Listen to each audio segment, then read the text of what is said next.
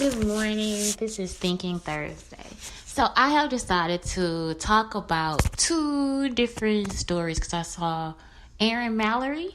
I never give him shouts out, but I listened to him because when he first started, I'd be like, you better say something nice about women. By the time you get through, you better say something nice about the woman. But yeah, he always trying. He be trying. So anyway, this is Shantae with Brown Sugar Talks under Black Inner Curtains.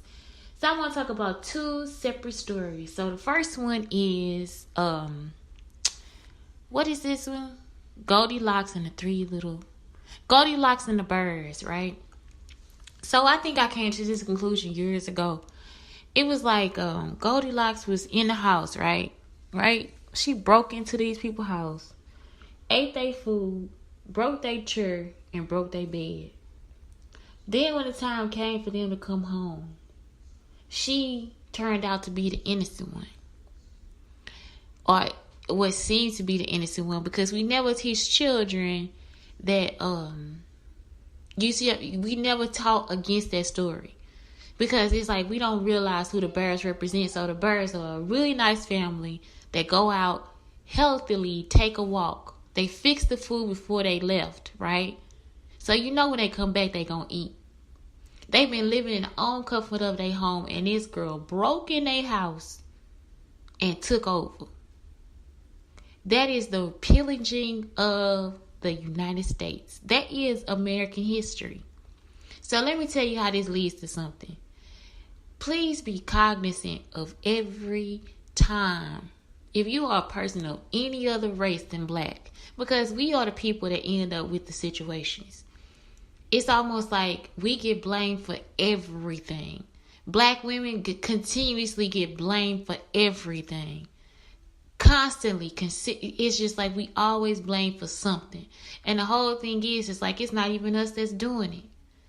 So when you look at this or whatever, it's like we have to start to realize that we have to, when it comes to police and brutality and all these different things, that we need to stop and be like, wait a minute, did I tell the truth? And does this truth affect somebody else's life? We don't ever stop and be like, okay, let me tell the truth about what's really going on. Like that is not the truth. You understand? Like, it's like you have to tell the truth, because if you don't tell the truth, this person could end up in some certain situation that they don't need to even be in.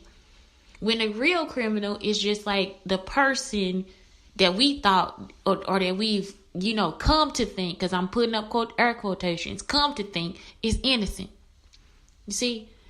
So, that's one situation where I'm just like, we don't think about how a lie can affect anything. Like, we only think, oh yeah, this won't, but if it gets to the right person or the wrong person, it's almost like it's gonna mess you up. It's gonna totally freaking mess you up. It will mess up. It will truly affect somebody else's life. So I'm just saying, like, that was one story. Then this other story. Now, I don't know if anybody ever did a TED Talk on it, but they did a TED Talk on this one, and I know a lot of people who preach probably don't agree. But it's a story of David and Goliath. And so we look at David, and David got this slingshot, right? And we think, oh my God, David is this small guy. David is whatever. But I've known some small people that are very agile and quick. You see what I'm saying? They have different types of abilities or whatever. I forgot the guy who did this TED Talk, and I probably already talked about it before. I don't know. But anyway, so the TED Talk talks about David and Goliath, and how Goliath may have been the person with the weakness because of the time and the setting of the place. So like the time is like back in the olden days, and this is where people were small, like we were genetically small. So for Goliath to be a bigger person, right? Goliath would have Goliath would have had disabilities to be that big, because that was something that was not like unnatural in the time. So he was saying that Goliath may have been blind. Goliath had all these symptoms of a certain type of disease. And he's saying that if Goliath had that disease, he wasn't going to live that long anyway because of the disease. So, what they saying is really David was the stronger person in that situation, and he killed Goliath. You see? So Goliath was the person that actually needed to be protected and not David. So it's almost like if you don't know the whole story, you see what I'm saying? We don't know the whole story. We're not looking at all the facts. That's why the Bible then therefore is just a book. It's even in the Bible that where it say like when a preacher reads or preach to people, you have to know the whole story. And sometimes, we all stand around and we just look at we just think about the Bible as like it's the holy grail of everything. And I heard people say they study and they read and all this different stuff. I don't know how y'all do it. Like, I really don't. I know you go through life and you reach back and you look through the book and whatever. And I do know how you do it, because I reach back too, and it's almost like whatever, like I said, whatever problem you have, it's a story in the Bible that kind of relates to it. But at the same time, are we really analyzing the story from our point of view of forgiveness, or we analyze the story from our point of view of looking at ourselves looking to forgive ourselves, or are we analyzing at a point of looking to forgive somebody else or to judge, So, I don't know. I also heard something on the thing where it was like this. The girl was like, well, we are the most Christians. I'm not a Christian, but she says Christians are I was repeating her, I apologize, but it's like she was saying Christians are the most insecure, but they feel like they the closest to God. And it's like, no, that's like the biggest contradiction I ever heard in my life. If you were close to God, you would already be in security, and you would already know that God is with you. Like, you understand? Like, it's almost like, okay, wait a minute, don't even start that off right. Like, they don't even start off right. If you secure with yourself, you are already secure with God. And I know that's hard for some people to realize, especially since they feel like they study and they in the Bible and they in the book and they follow all the rules and all, because it's more than that. Because the rules are actually made by some person that's telling you in church, hey, you can't do this, you can't do that, don't do this, don't do that. Instead of you actually looking and feeling your life and saying, okay, this works for my life and this doesn't work for my life. This is how I feel towards this person and this is how I feel towards this person. Because once you start to answer and look at your own feelings, how you feel about another person, then therefore you start to answer and look at yourself and be like, wait a minute, what's going on with me? Have I taken care of me today? Why do I see Shelly's hair blowing in the wind and I'm mad because mine not blowing in the wind? Now I'm going to go get me 5 wigs so they going to blow in the wind. And it's like, but girl, ain't nothing wrong with you. You see what I'm saying? But ain't nothing wrong with you. You looking at Shelly and it's like look at her. But, that's just how it is for her. What else? It's almost like what we do is we tend to lie to ourselves about certain things. I remember I told somebody, I was like, she said, why you dress up every day? Because I used to wear high heels and pants. I used to and it was because I earned it. It was because I lost weight. And even before I lost weight, I just like to look good. I like to look nice, smell good, and get my hair done, get my nails and toes done. Some things change in your life, because I wasn't always like that. That was just like a new part of me that came out. So I always like to, and let me tell y'all about that. So when I first started in college, I just dressed like a tomboy. I was a tomboy, so I just dressed like a tomboy. Then I started to go into like different clothes, like Goodwill clothes. I was like that was my fashion. That was my style. So then I go into growing up. Then I just get clothes, then eventually I go into, and it may sound like I'm being materialistic. Then eventually I start going into like more mid-ground label clothes, like Ann Taylor and what's the other one? Anyway, the Bennington collection and just stuff like that. So I started to like change my outlook on how I dress. That's how I know that big girls need lining in their clothes, because it's something where you don't have to put on no the lining just cover all that up, baby. So anyway, I got to the point where I was just like, okay, well, this is who I am. I wouldn't wear the same outfits. I didn't get my hair done, but I used to keep my hair, like I just kept my hair pulled back.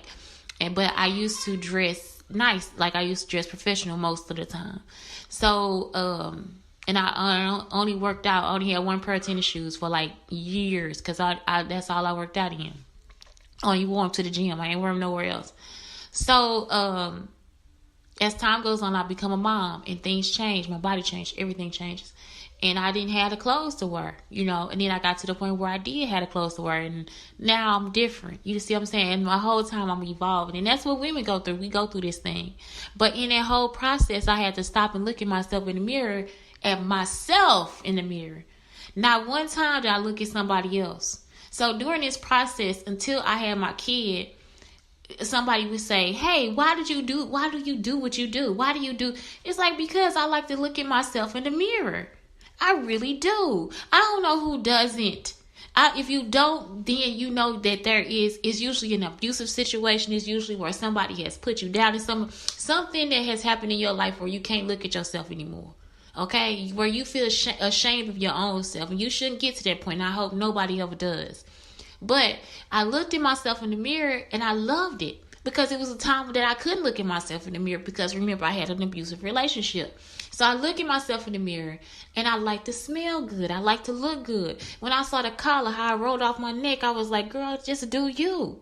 It was just something about that for me to have that confidence. And then when I had a kid and felt depressed and lost the baby, it's like I couldn't do that no more. It's just like, I was just like, man, am I even attractive? Am I even, am I this? I start questioning everything about me. But not one time did I look at Sally Sue and be like, I want to be her. But I've never done it. So that's why sometimes I can't understand when somebody look at you and be like, look at somebody else come in the room. Oh, I don't like her. I don't want to be. Why? For what reason? This girl took hours, probably a day, to put that makeup and that dress on. Y'all know what we got to go through. And so it's almost like I don't want to change places with her at all. Because the things that you think about in those moments are not even important. It's like I got to this point now where I still think about what's important. At the end of the day, I'm thinking about what is important. I'm not thinking about food. I'm not thinking about my workout. I'm not thinking about the man. I'm thinking about me and what is important. So now I get to this point where I can look at myself in the mirror and I just feel beautiful. I feel gorgeous. I feel everything that I probably need to feel. And so that's my whole thing. It's like we look at these things and we don't analyze them from the right point of view.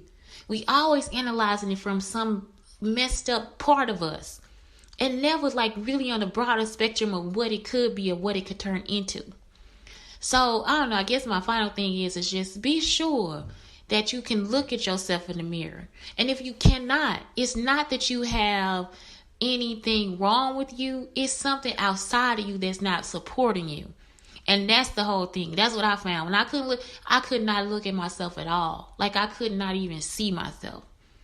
I'm talking about lift my eyes up and couldn't look at my own self in the eyes because I was so ashamed at how I had allowed this person to treat me. Right? So then I get to the point where he's out of my life. And it's like, girl, you're going to look at yourself again. And so many times it's like, I know people want to really believe, oh, you don't believe in God.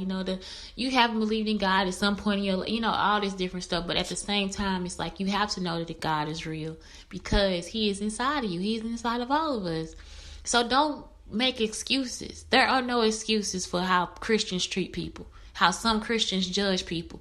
There are no excuses. That's why I was like, what the hell? You the closest to God, but you insecure. No, if you closer to God, you secure with yourself. You know yourself because God is in you. God knows you already. God already know everything you want to do. God has already forgiven you so many such and such times. He said it in the Bible, like he put it there for you to look at, especially if you like really into the book. He already forgave you. So now you got to forgive yourself and come to terms with the lies that you telling yourself. You telling yourself a lie. You giving yourself excuses to doubt, down, and degrade other people. When you really need to be probably doubting, downing, and degrading yourself, because it's like, why would you look at somebody else's actions and think that any of your actions are better than theirs? When you guys have two different paths in life. I cannot look at somebody else and be like, oh yeah, your addiction is awful. Even though I have feelings about it, because I'm still human. Even though I feel like get that damn cigarette, blunt, whatever it is. I don't say not the blunt. But get that cigarette, get all that stuff that's not good for you out of your hand. But I can't say that because this is the thing. That person, that is their path. That's their own demon to fight. I got my own demons to fight too.